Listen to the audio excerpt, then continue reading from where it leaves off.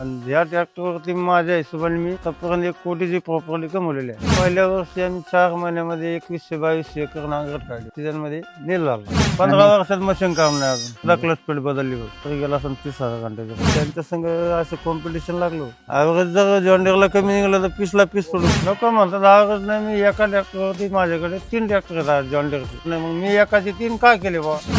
जे लोक वापरत नाही ते आपोआप पसरवतात. जेसीबीची किंमत आज गगनाला भिडू राहिली आणि जेसीबीचा मेंटेनन्स जर पाहिला तर एक सर्व्हिसिंग करायला 60 ते 65 हजार रुपये निघून जाईल. तर त्याची सर्व्हिसिंग 4,000 मध्ये होऊन जाईल. केल्याशिवाय तुम्हाला पर्याय नाही. तुम्हाला आहे तर कोणी खाल्ल्यानं का नाही. नमस्कार शेतकरी मित्रांनो, आजकालची नवीन पिढी ही आपली सोन्यासारखी शेती सोडून शहरी झगमगाटाच्या मागे जात आहे. अशातच आपल्या पाथर्डी तालुक्यातील अकोला गावचे बबन दत्तात्रय गर्जे हे जिद्द, सचोटी आणि व्यावसायिक दृष्टिकोन घेऊन 2009 साली त्यांनी 5204 हा जॉन्डियरचा ट्रॅक्टर घेऊन त्यांनी एकाचे 4 ट्रॅक्टर केलेले आहेत. तसेच ते आज महिन्याला लाखो रुपये कमवत आहेत. तर जाणून घेऊया त्यांच्या या उत्तुंग यशाचे रहस्य आणि साधूया त्यांच्याशी संवाद. नमस्कार गर्जे पाटील.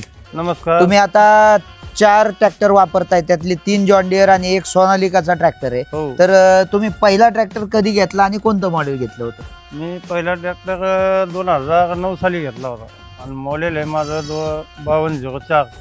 बर. आणि ते कुठल्या ऍप्लिकेशनसाठी वापरत होता? बॅकलोडरसाठी. बॅकहो लोडर म्हणजे आपलं जे जेसीबी बसवतात तसंच हो. बसवते. हो हो. बर.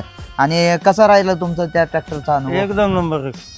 कामामध्ये काही अडचण? काहीच अडचण नाही. 15 वर्षात मशीन काम नाही अजून. 15 वर्षात काहीच मशीनचं काम एकदा नाही. क्लच स्पीड बदलली बघ. 15 वर्षात फक्त एकदा क्लच हो. प्लेट. साधारण किती तास चालला असेल ट्रॅक्टर? तो ट्रॅक्टर गेला असं 30,000 घंट्याच्या पुढे. 30,000 तासाच्या वर. हो. बर. आणि बाकी काही दुसरं मेंटेनन्स? काहीच नाही. काही सर्व्हिसिंग स्वतः मेंटेनन्स नाही. टायर तर रेग्युलरचा ऑटोमॅटिक बदलाय. बर. आणि लोक जसं म्हणतात जॉन डिअरला डिझेल जास्त लागतं. नाही लागत. बाकीच्या ट्रॅक्टर पेक्षा तर माझ्या सोडून कमीच लागत. बर. साधारण समजा लोडर बॅकोच्या कामामध्ये किती ताशी काय डिझेल लागला असेल? 2.25 लिटर. 2.5 लिटर फक्त? माझ्याकडे 4 ट्रॅक्टर आहेत. त्यातले 3 जॉन्डियर आहेत. हम्म. पहिला 5204 मी 2009 साली घेतला होता. बर. 2010-12 किंवा 11-12ला मी बॅकलोडर बसवला त्याच्यावर. हम्म. त्याच्यानंतर बॅकलोडर मी त्याच्यावर 2023 पर्यंत चालवला. बर.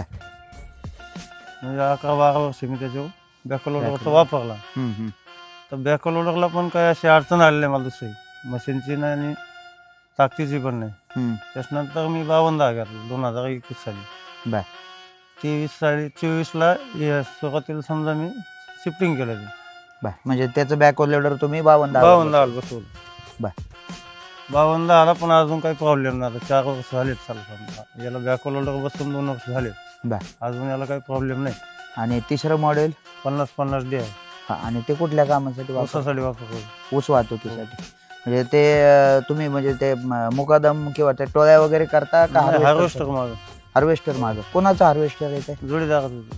बर. कुठल्या कंपनीचं? निवालन. निवाल्यांचं हार्वेस्टर आहे. हो. मग त्याच्या मागं ते हार्वेस्टरचा तर फार मोठा ताप असतो. म्हणजे एखाद्या मंत्र्याच्या गाडीसारखं मागं सगळा लवाजमा असतो. मंत्र्यापेक्षा मोठा ताप आहे. मंत्र्याकडे काय शेतकऱ्याशिवाय मंत्र्याकडे काय जायचं. बरोबर आहे. मग आता त्या मशीन मागं ट्रॅक्टर किती असते? 10 वाहन आहे. 10 वाहन आहेत. आणि त्यातले जॉन डिअर किती आहेत? 6 आहे. 6 त्यातले जॉन डिअर आहेत. हो. बर. आणि मग वाहतुकीमध्ये लोकांचं सगळ्याचं म्हणणं येतं की बाबा डिझेल खूप जास्त लागतं. लागतच नाही. जो म्हणत असेल का त्याने मला येऊन भेटावं. मी त्याला दाखवतो कसं काढायचं कसं निघत नाही बा जॉन्डियरला. मी दाखवतो समोर. माझ्या हिशोबाने तर बाकीच्या ट्रॅक्टरपेक्षा कमीच लागते. बर. आणि असा काही किस्सा घडलाय का की बाबा तुम्ही कधी मोजले डिझेल किंवा काही तसा काय अनुभव तुमचा? मोजायची तशी आवश्यकताच नाही. आपल्याला कळतंय ना. बर. मीटर आहेच ना. सगळ्या ट्रॅक्टरला मीटर आहे तशी याला पण उसावत फरक पडतो. आपल्याला उघड दिसते. अच्छा. अंतर जेवढंच आहे ना. दुई संगत चालल्यानंतर त्याला जास्त लागतंय, याला कमी लागतंय. कोणत्या ट्रॅक्टर बरोबर तुम्ही म्हणजे तुलना करून पाहिली? 555ला केली, 605ला केली, सोनालिकाला केली. सोनालिकाचं जॉन्डियरचं थोडं सेम आहे. बर. बाकीच्या ट्रॅक्टर निवाल्याला सुद्धा डिझेल ज्यादा लागतं. की जॉन डिअरला डिझेल लागते. तसा काय तुमचा अनुभव? नाही. प्रसंग फार मोठा आला देऊ. त्यांनी म्हणजे 20ला 20 देण्याचं चॅलेंज मी केलं होतं त्यांना. तर ते विषयानंतर ते 2 दिवस लोटले त्यांनी. पीसला पीस चॅलेंज म्हणजे नक्की काय चर्चा झाली तुमची? ते म्हणले आमचा 555 किंवा 600 पर डिझेल कमी खाणार. हम्म. तर मग मी पीसला पीस लावा म्हणलं, बर.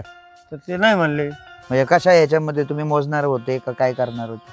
ते मिलीवर डबल लावणार आम्ही एक हा. 100 मिलीचं, पण ते नाही म्हणले. बर.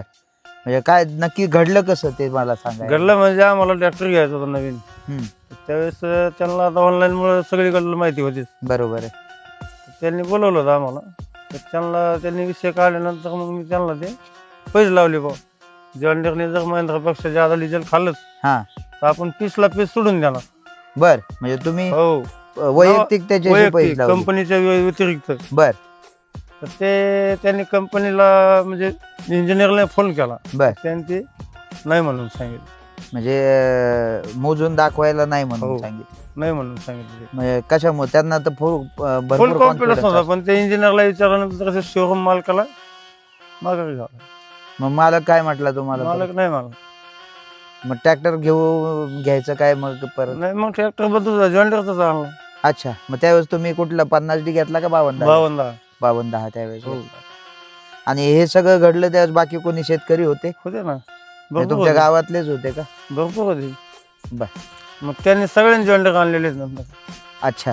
शोरूम मालकाचेच फार वाहनामुळे म्हणजे मुकादमकी मोठी आहे, त्याच्यामुळे वाहन थोडेफार पातळी चालू. अच्छा. म्हणजे त्यांची स्वतःचीच हो. मुकादमकी आहे. मुकादमकी करायचं म्हणलं, मुकादम पैसे देणार, हे घेणार, हप्ते भरणार. स्वतः मुकादम, स्वतः शोरूम चालक मालक संघटना म्हणलं तिथे अडचण नाही. तुम्ही 2009 सालापासून म्हणजे जवळपास आता मला वाटतं 16 वर्ष झाली.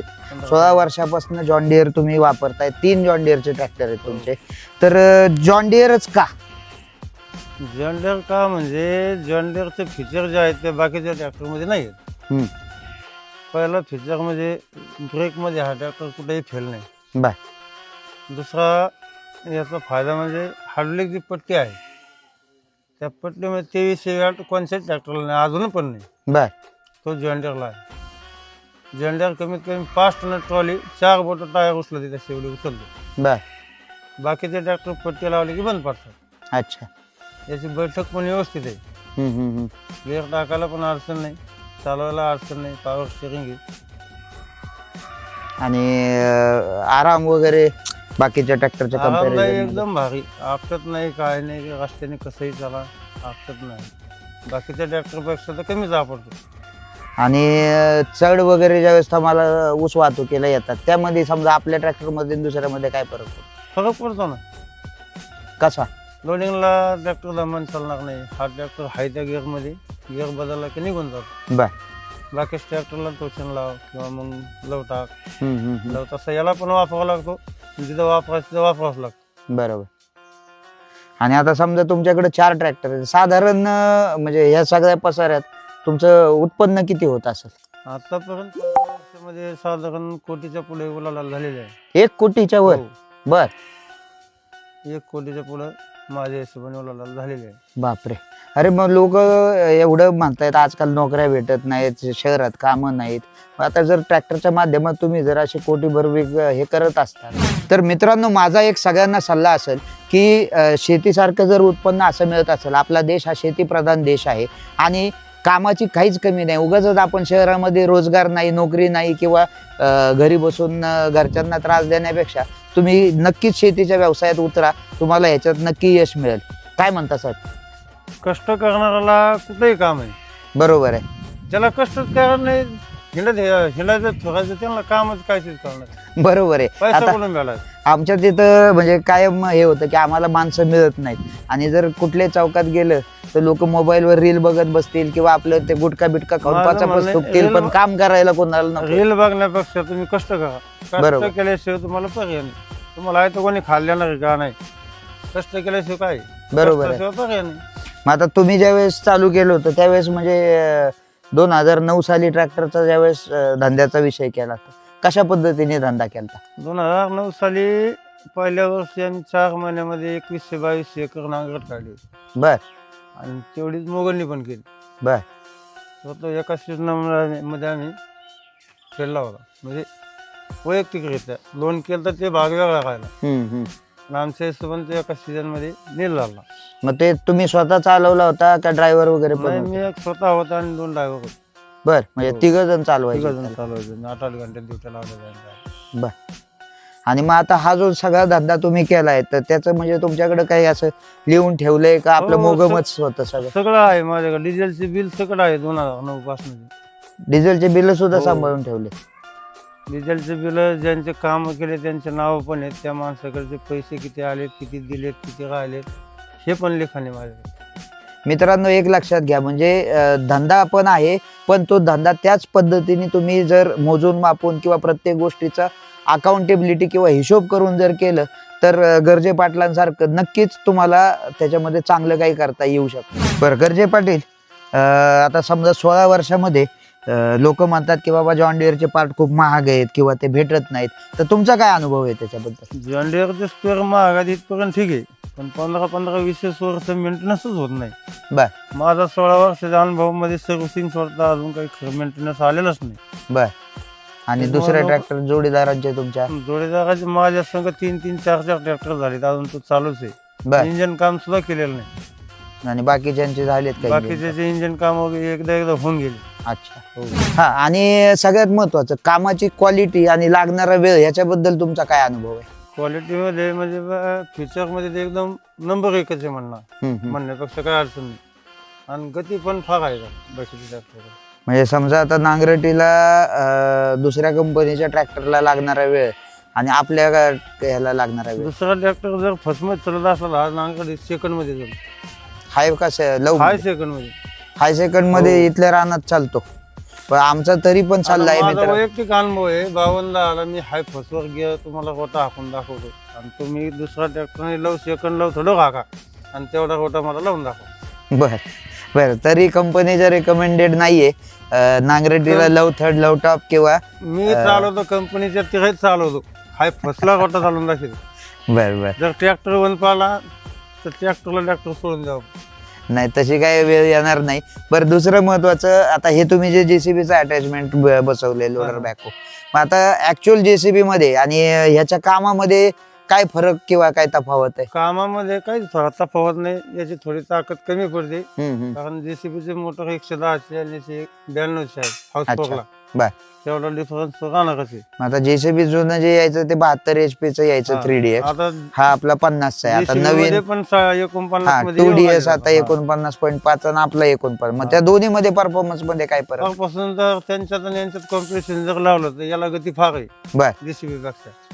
आणि मेंटेनन्स? मेंटेनन्स 0 आहे जेसीबी पेक्षा तर 0 आहे. अच्छा. जेसीबी एका तासाला कमीत कमी 6-7 लिटर डिझेल खाते आणि आपला ट्रॅक्टर? 2-2.5 मध्ये चालतं 1 ताशी. बर.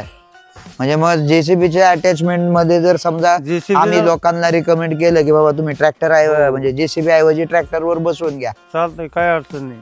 तर तुमचा सल्ला तो चांगलाच राहील एकदम मला. नंबर 1.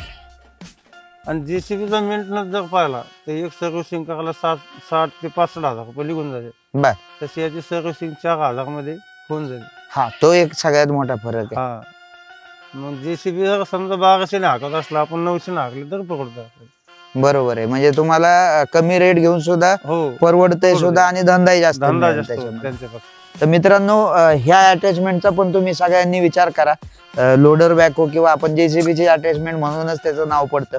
तर ट्रॅक्टरला 50 किंवा 57 HP किंवा त्याच्यापेक्षा मोठ्यामध्ये पण तुम्हाला बसवता येईल. गर्जे पाटील, तुमच्यासारखे व्यावसायिक ग्राहक मिळणं ही खरंच आपल्या जॉन डिअर परिवाराला किंवा जॉन डिअर कंपनीच्या दृष्टीने खूप अभिमानाची गोष्ट आहे.